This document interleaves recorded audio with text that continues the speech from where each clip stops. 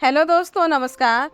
आज फिर एक नई कहानी के साथ आप सबका अपने चैनल में स्वागत करती हूँ। आज की कहानी है इस्मत चुगताई के द्वारा लिखा गया कहानी अमर बेल। तो चलिए आज की कहानी को हम लोग शुरू करते हैं। बड़ी मुमानी का कफन भी मैला नहीं हुआ था कि सारे खानदान को सुआवत मामू की दूसरी शादी की फिक्र डसने लगी। उठत बैठते दुल्हन तलाश की जाने लगी। जब कभी खाने पीने से निपट कर बीबियां बेटियों की बरी या बेटियों का जहेज टाकरे बैठती तो मामू के लिए दुल्हन तजवीज की जाने लगती। अरे अपनी कनिज फातिमा कैसी रहेगी? ए हे बी, घास तो नहीं खा गई हो? कनिज फातिमा की सास ने सुन लिया तो नाक चोटी काट कर हथेली पर रख देंगी। जवान बेटे की मैयत उठते ही वो बहू के गिर्द कुंडल डालकर बैठ गई। वो दिन और आज का दिन दहलीज से कदम न उतारने दिया। निगोड़ी का मायके में कोई मरा जीता होता तो शायद कभी जाना आना हो जाता। और भाई सज्जन भैया को क्या कुंवारी नहीं मिलेगी जो झूठे पत्तल चाटेंगे? लोग बेटियां थाल में सजा के देने के लिए तैयार हैं। 40 के तो लगते भी नहीं। असगरी खानम बोली, उई खुदा खैर करे बुआ, पूरे 10 साल निकल रही हो। अल्लाह रखे खाली के महीने में पूरे 50 भर के। अल्लाह, बेचारी इम्तियाजी फुफो बोल के पछताई। सुआवत मामू की 5 बहनें एक तरफ और वो निगोड़ी एक तरफ, और माशा अल्लाह 5 बहनों की जवानें बस कंधों पर पड़ी थी, ये गज गज भर की। कोई मुचेटा हो जाता बस 5 एकदम मोर्चा बांध के डट जाती। फिर मजाल है जो कोई मुसलानी पठानी तक मैदान में टिक पाई। बेचारी सेखानिया सौदानिया की तो बात ही ना पूछी। बड़ी बड़ी दिल गुर्दे वालियों के छक्के छूट जाते। मगर इम्तियाजी फुफ्फो भी इन 5 पांडवों पर 100 अरबों से भारी पड़ती। उनका सबसे खतरनाक हरबा उनकी चिंचिनाती हुई बरबे की नोक जैसी आवाज थी।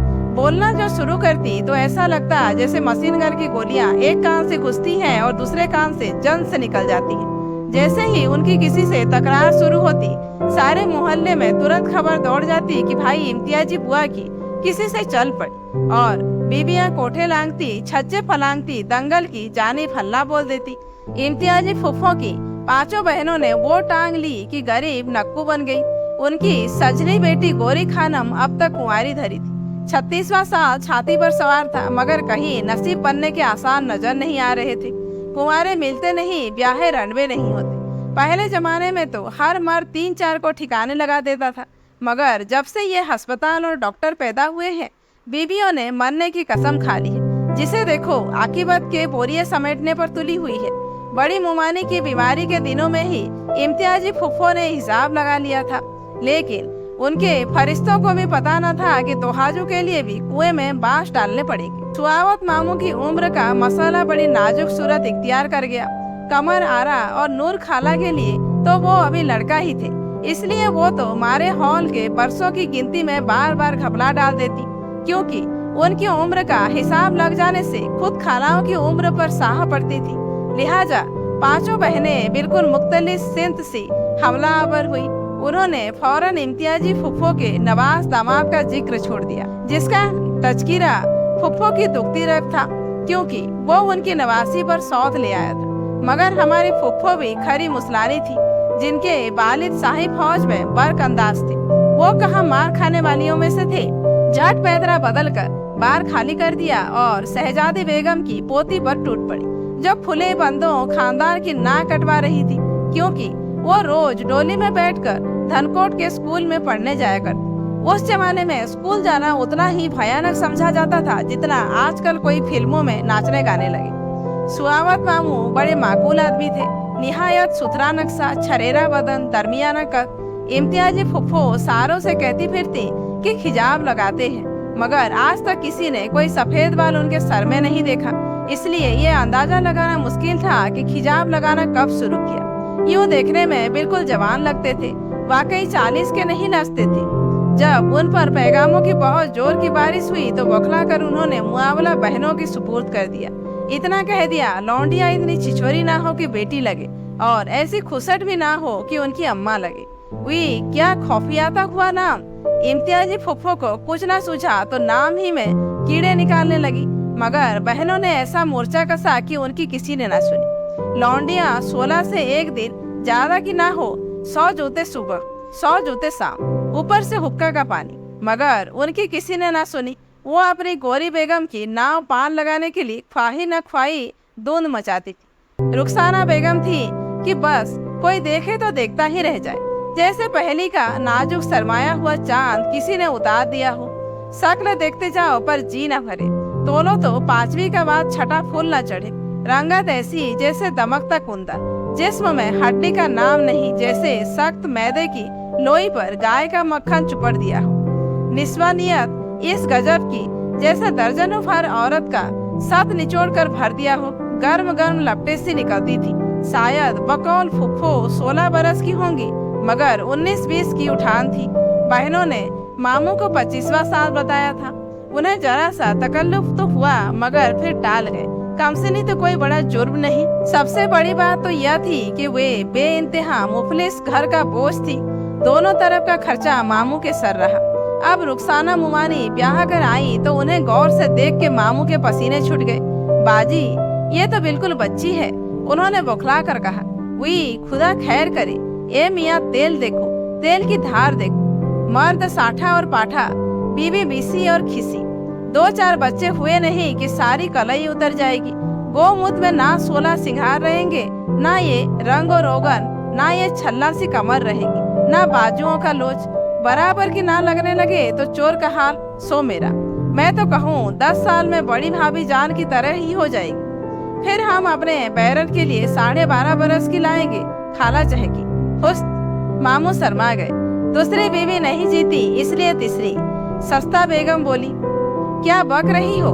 हाँ मियाँ, बड़े बूढ़ों से सुनते आए हैं, दूसरी तो तीसरी का सदका होती है। उसीलिए पुराने जमाने में लोग दूसरी शादी गुड़िया से करा दिया करते थे, ताकि फिर जो दुल्हन आए वो तीसरी हो। बहनों ने समझाया और मामू समझ गए। फिर जल्द ही रुखसाना बेगम ने भी समझा दिया। 2-3 साल में अच्छे खाने, कपड़े और आसी के जार मियाँ ने वो जादू फेरा कि पहली का चांद 14वीं का महताब हो गया। वो चांदनी छिटकी कि देखने वालों के आंखें छपक गई। पोर पोर से सुआएं फूट निकली। सुआवत मामू पर ऐसा नशा सवार हुआ कि बिल्कुल धुत हो गए। शुक्र है जल्द ही पेंशन होने वाली थी, वरना आए दिन के दफ्तर से गोते जरूर रंग लाते। बहनों के ले दे के एक भैया थे। बड़ी मुमानी तो दुल्हना पे ही मैं जी से उतर गई थी। उनकी कमान कभी चढ़ी ही नहीं। जब तक जिंदा रही सूरत को तरसती रही। आलो औलाद खुदा ने दी ही नहीं कि उधर जी बहल जाता। मियाँ बहनों के चहते भाई सूरत ना देखे तो खाना ना बचे। दफ्तर से सीधे किसी बहन के यहाँ पहुँचते, रात का खाना वहीं से खाकर आते। फिर भी डेस्क पान सजाए रात तक बैठी राह तका करती। किसी दिन इत्तेफाक से खा लेते तो उनकी जिंदगी का मकसद पूरा हो जाता। आए दिन बहनों के हाँ हंगामे रहते। झूठों को कभी भावज को भी बुला लेती, मगर ये बेचारी वहाँ गरीब जल बतन सी लगती। सबने बुलाना छोड़ दिया। सुआवत मामू को कभी यार दोस्तों की दावत करनी होती या कब्बाडी और मुजरे की महफिलें जमती तो बीबी को पता भी न चलता। बहनें सब इंतजाम कर देती, यह उन्हीं के हाथों में रुपया दे देती। किसी ने मुमानी को राय दी कि मियाँ को काबू करने का बस एक गुर है, उसे ऐसे खाने खिलाओ कि किसी के घर का निवाला मुंह को ना लगे। बस जी, मुमानी ने खाना पकाने की किताबें मंगाई।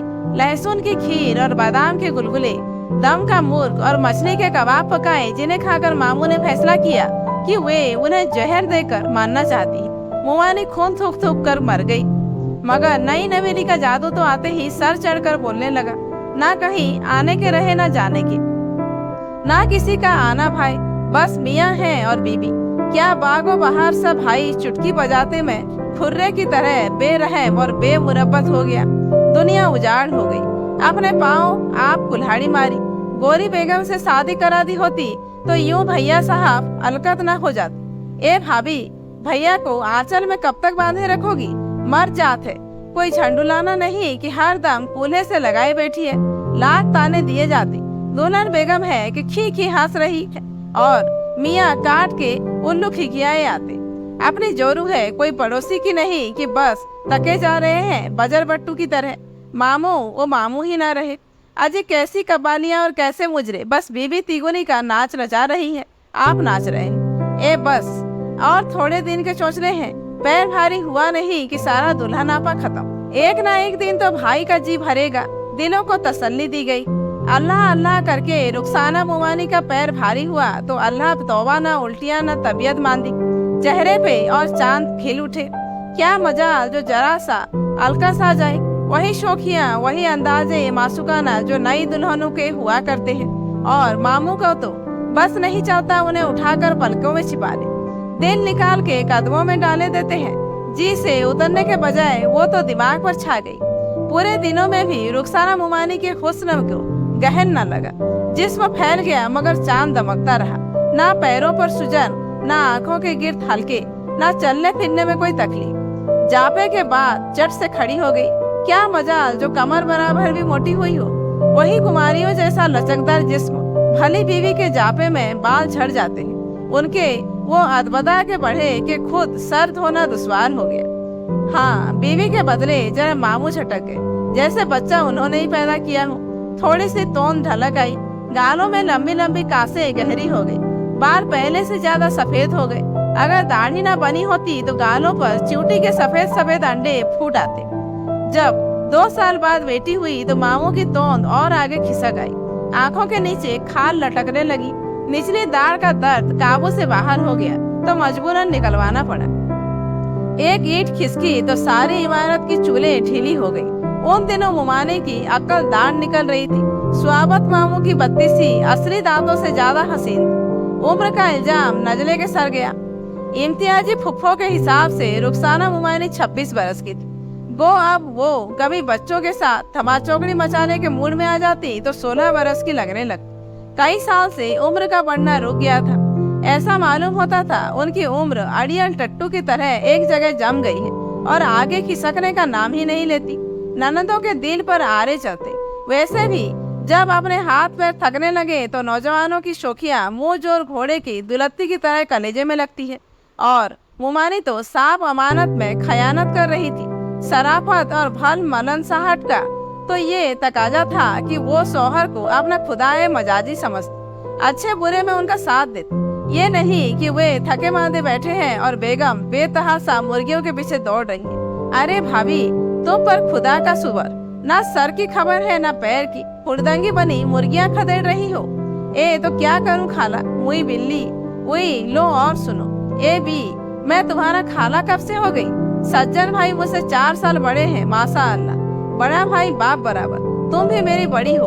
खबरदार जो तुमने फिर मुझे खाला कहा। जी बहुत अच्छा। शादी से पहले रुखसाना मुमानी की अम्मा उनकी दुपट्टा बदल बहन कहलाती थी। वही हुस्न और कमसिनी जिसने एक दिन स्वाबत मामू को गुलाम बना दिया था, अब उनकी आंखों में खटकने लगी। लंगड़ा बच्चा जब दूसरे बच्चों के साथ नहीं दौड़ पाता तो चढ़कर मचल जाता है और तुम बेईमानी कर रहे हो। मुमानी उनके साथ दगा कर रही थी। कभी कभी तो उन्हें लड़कियों बलिया की तरह हंसता या दौड़ते भागते देखकर उनके दिल में टीसे उठने लगती। वो जल कर कोयला हो जाती। लौंडों को लुभाने के लिए क्या तन तन के चाहती हो। वो जहर उगलने लगे। हाँ, अब कोई जवान पट्टा ढूंढ लो। मुमानी पहले तो हंसकर टाल देती, फिर झेप कर गुलनार हो जाती। इस पर मामू और भी चरागपा होते और भारी भारी इल्जाम लगाते। फला से आंखें लड़ा रही थी, दिमागे से तुम्हारा ताल्लुक है। तब मुमानी सन्नाटे में रह जाती। मोटे मोटे आंसू छलक उठते। अलगनी से दुपट्टा घसीट कर वो अपना जिस्म ढक कर सर झुकाए कमरे में चली जाती। मामू का कलेजा कट जाता। उनके पैरों तले से जमीन खिसक जाती। वो उनके तलवे चूमते, उनके कदमों में सर फोड़ते, उनके आगे नाक रगड़ते, रोने लगते। मैं कमीना हूँ, हरामजादा हूँ, जूती लेकर जितने चाहो मारो। मेरी जान, मेरी रुखी, मेरी मल्लिका, शहजादी।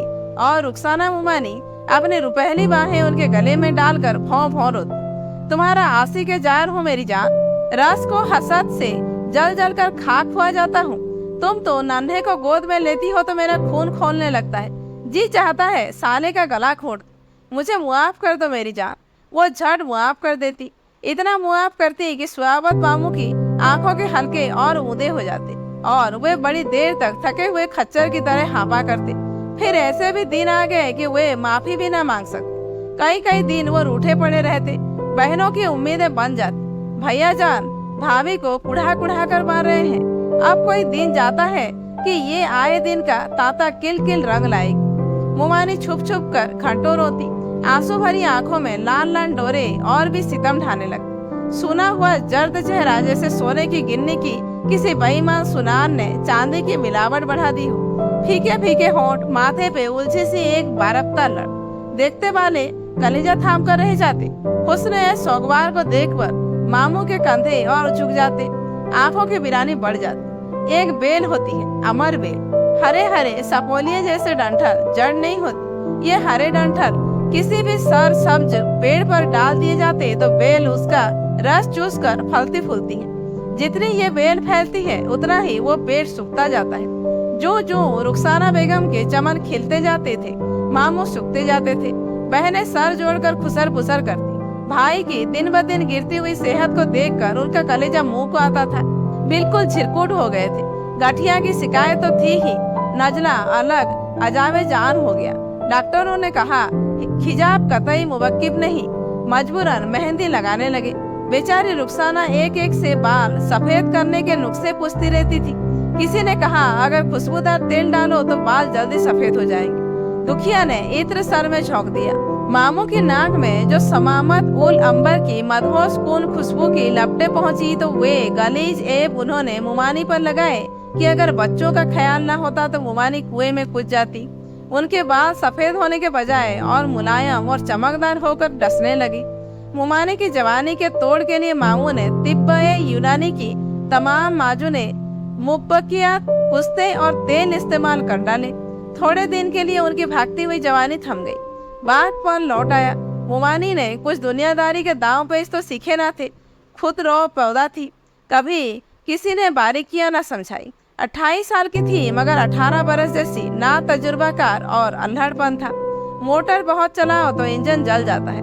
दवाओं का रद्द अमल जो शुरू हुआ तो सुहावत मामू ढह गए। एकदम बुढ़ापा टूट पड़ा। अगर वो जिस्म और दिमाग को इतना ना तकतकाते तो 62 बरस में यूं लुटिया न डूब जाती। अब वो अपनी उम्र से ज्यादा लगने लगी। पहले जार कतार रोई। हकीम डॉक्टर जवाब दे चुके थे। लोगों ने जवान बनने के तो लाखों नुस्खे इजाद किए, कब्ल आज वक्त बूढ़ा होने की कोई दवा नहीं जो मुमानी को खिला दी जाती। जरूर उन पर कोई सदाबहार किस्म का जिन या पीर मर्द आशिक था कि किसी तौर से उनकी जवानी ढलने का नाम ही न लेती थी। तावीज गंडे हार गए, टोने टोटके चित्त हो गए। अमर बैल फैलती रही, बरगद का पेट सूखता रहा। तस्वीर हो तो कोई फाड़ दे, मुजस्समा हो तो पटक कर चकनाचूर कर दे। अल्लाह के हाथों का बनाया मिट्टी आंख का पुतला अगर हसीन भी हो तो जिंदा भी, उसकी हर सांस में जवानी की गर्मी महक रही हो तो फिर कुछ बस नहीं चलता। उसके चढ़े हुए सूरज को उतारने की एक ही तरकीब हो सकती है कि खाने की मार दी जाए। घी, गोश्त, अंडे, दूध कतई बंद। जब से सुहावत मामू का हजमा खराब दे गया था, मुमानी सिर्फ बच्चों के लिए गोश्त वगैरह मंगाती थी। कभी कभार एक रिवाला खुद जग लेती थी। अब उससे भी परहेज कर लिया। सबको उम्मीद बन गई कि अब इंशाअल्लाह जरूर बुढ़ापा तशरीफ ले आएगा। ए भाभी, ये क्या उछाल छक्का लौंडियों की तरह मुई सलवार कमीज पहनती हो और भी नन्ही बन जाती हो। ननंद कहती, भारी भरकम कपड़े पहनो कि अपनी उम्र की लगो। मुमानी ने टिका हुआ दुपट्टा और गरारा पहन लिया। किसी यार के बगल में जाने की तैयारी है। मामू ने कचौके दिए। मुमानी कपड़ों से भी खौफ खाने लगी। ए भाभी, ये क्या एक आध वक्त की नमाज पढ़ती हो? 5 वक्ता की आदत डालो। मुमानी 5 वक्ता नमाज पढ़ने लगी। जब से मामू की नींद बूढ़ी और नखरीली हुई है, तहज्जुद के वक्त से जागना पड़ता था। मेरे मरने के नफल पढ़ रही हो? मामू भी सुनते। दुबली तो थी, दिन रात का ताता किल किल से और भी थानपान हो गई। घी गोश्त से परहेज हुआ तो रंग और भी निखर आया। जिल्द ऐसी सफाफ हो गई कि जैसे कोई दम में बिलौर की तरह आर पार नजर आने लगेगा। चेहरे पर अजब नूर सा उतर आया। पहले देखने वालों की लार टपकती थी, अब उनके कदमों पर सर पटकने की तमन्ना जागने लगी। जब सुबह सवेरे नमाज फज्र के बाद कुरान की तिलावत करती तो उनके चेहरे पर हजरत मरियम का तकद्दुस और फातिमा जुहरा की पाकीज़गी तारी हो जाती। वो और भी कमसीन और कुमारी लगने लगती।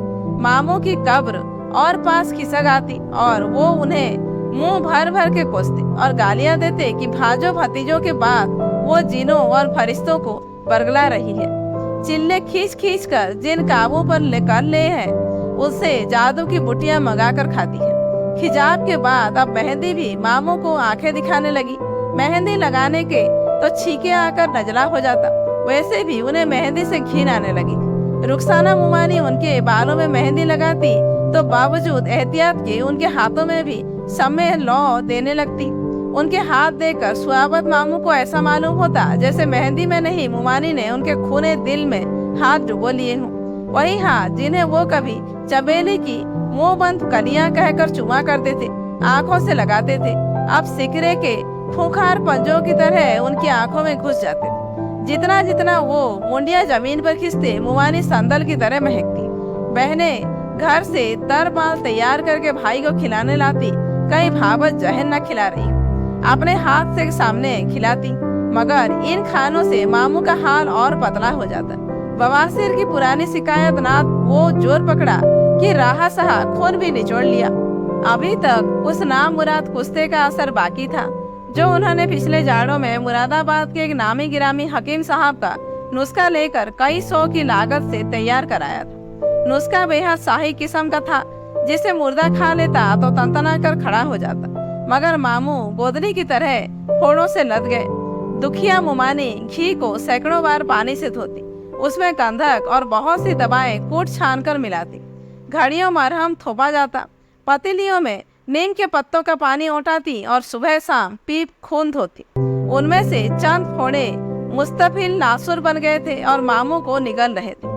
फिर एक दिन तो अंधेर ही हो गई। मामू बहुत कमजोर हो गए थे। बहनें बैठी भावच का दुखना रो रही थी कि नब्जी बुढ़िया खुदा जाने कहाँ से आन मरी। पहले तो वो सुआबत मामू को नाना जान समझकर उनसे फ्लर्ट करने लगी। किसी जमाने में नाना जान उस पर बहुत मेहरबान रह चुके थे। बुढ़िया नामुराद की मत मारी गई थी। नाना जान को मरे 20 बरस हो चुके थे और वो अपनी चीपड़ भरी आंखों से पुराने ख्वाब जगाने पर मुसीर थी। बड़ी ले दे के बाद वो मामू का असली मुकाम समझी तो मरहुमा मुमानी का मातम ले बैठी। हे क्या बुढ़ापे में दगा दे गई। अचानक उसकी नजर मुमानी पर जा पड़ी। मुमानी सहन में कबूतरों को दाना डाल रही थी। अजब प्यारे अंदाज में वो गर्दन नोड़ाए बैठी थी, जैसे तस्वीर खिंचवा रही हूँ। कबूतर उनकी बिल्लौरी दमकती हुई हथेली को गुदगुदा रहे थे और वो बेइख्तियार हंस रही थी। हाय मैं मर गई। बुढ़िया ने अपना चपाती जैसा सीना कूटकर रुखसाना मुमानी की तरफ हवा में बलाएं लेकर कनपटियों पर 10 उंगलियां चढ़ चढ़ चटकाई। अल्लाह पाक नजरे बद से बचाए। बिटिया तो चांद का टुकड़ा है, मैं जानू मीठा बरस लगा है। ए मियाँ, वो राजदारी के अंदाज में मामू के करीब खिसकी। सौदागरों का मछला बेटा विलायत पास करके आया है। अल्लाह कसम बस चांद और सूरज की जोड़ी रहेगी। किसी जमाने में बुढ़िया बड़ी मार्के की मस्ताता थी, अब उसका बाजार बंद हो चुका है। चौड़ा सफेद हुआ, हाथ पैर से माजूर हुई तो टुकड़े मांगकर गुजर औकात करने लगी थी। थोड़ी देर तक तो किसी की समझ में ही ना आया कि बुढ़िया मुर्दार क्या बक रही है। सौदागरों का मछला बेटा जो विलायत पास था सबकी निगाहों में था। किसी को सुबह भी ना हुआ कि नासुदनी कुत्ता माँ रुखसाना मुमानी का रिश्ता लगाने की ताक में है। इमाम हुसैन की कसम, मियाँ मैं तो कंगनों की जोड़ी लूंगी। बात छेड़ूं? बात तो बाजे हुई और पानी मरा तो भिंडों का छत्ता छिड़ गया। चारों तरफ से तोपें दगने लगी। हे मुझे जन्म पीटी को क्या खबर। बुढ़िया स्लीपर पहनती रपटी। बाहर की तरफ चलते चलते उसने मामू की पीटी हुई सूरत पर एक मुस्तवा नजर डाली। मुंह पर तो साफ कुमारा पना बरस रहा है। उस दिन सुआबत मामू ने कुरान उठाकर सबके सामने कह दिया कि ये दोनों बच्चे उनके नहीं, अड़ोस पड़ोस की मेहरबानियों का फल है जिनसे रुखसाना बेगम ताक झाक किया करती है। उस रात वो रोते रहे, कराते रहे, अंगारों पर लौटते रहे। उस रात उन्हें बड़ी मुमानी की बहुत याद आई। उनके बाल कब्ज अल बग पक गए थे। उनकी जवानी, उनका दुल्हनापा आंसुओं में बह गया। नेकी और पारसाई का मुजस्समा, वफा की पुतली, उनके हिस्से का बुढ़ापा भी उन्होंने अपने वजूद समेट लिया और सारी बीबियों की तरह जन्नत को सिधारी।